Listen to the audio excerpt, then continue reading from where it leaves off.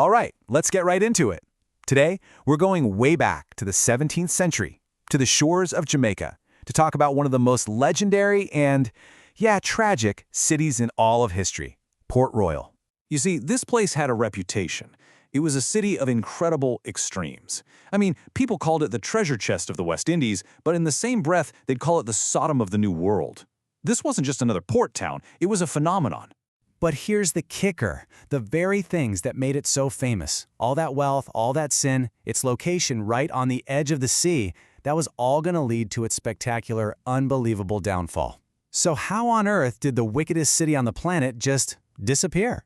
To really get how it all came crashing down, we've got to understand what it was at its peak.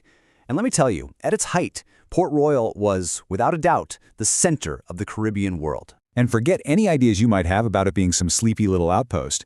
In the late 1600s, Port Royal was one of the two biggest and most important English towns in the Americas, right up there with Boston.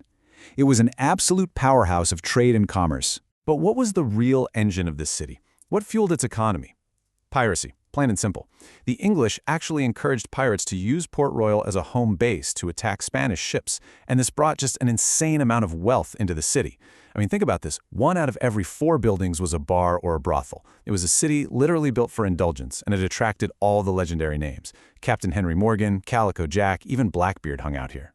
And this, right here, just perfectly captures the insane scale of the wealth and the debauchery. All that gold and silver ripped from Spanish galleons just flowed like water through the city's taverns. Life in Port Royal was fast, it was dangerous, and for a very lucky few, it was incredibly, incredibly rich. But that whole life, that whole world, it came to a sudden, violent, and complete stop on June 7th, 1692. This was a single, catastrophic moment that would literally wipe Port Royal right off the map. And you know, we actually know the exact moment the disaster began. And we know it because of an absolutely incredible archaeological find.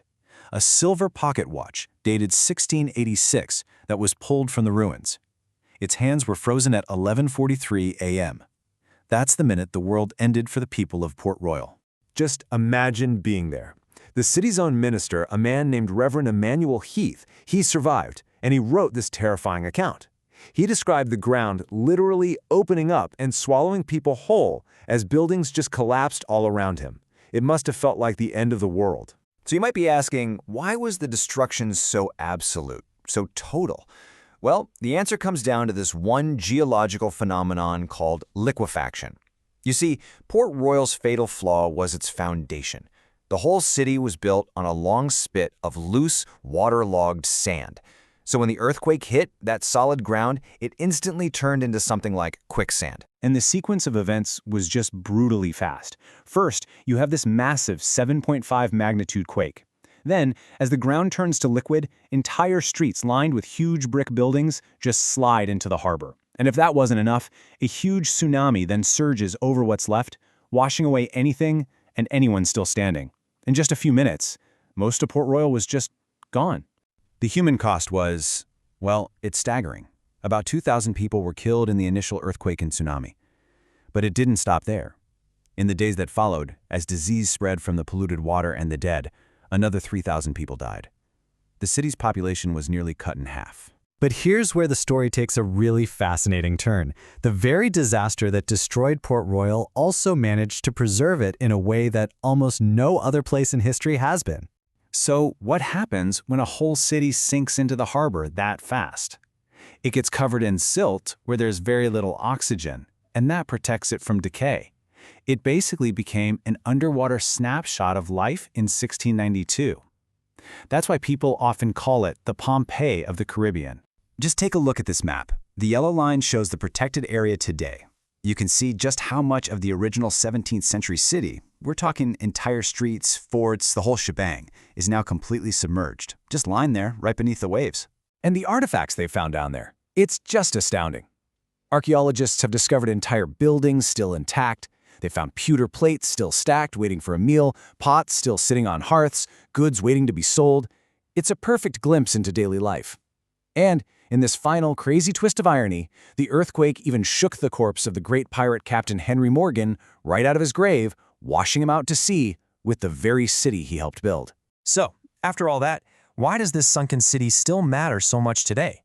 Let's take a look at its lasting legacy. The contrast between then and now, I mean, it's like night and day. The place that was once the bustling, wickedest city on Earth is now a quiet little fishing village. Its glorious, chaotic past is hiding just offshore, right under the water. And you'd think the earthquake was bad enough, right? But for those who tried to rebuild, disaster just kept on coming. A massive fire, a bunch of hurricanes, and then another major earthquake in 1907. It just never let up. It really seemed like the place was cursed. But today, its incredible importance is finally getting the global recognition it deserves.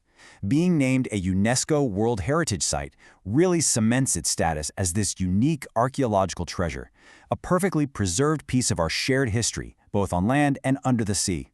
You know, the story of Port Royal is such a powerful reminder that history is all around us, sometimes in the most unexpected places.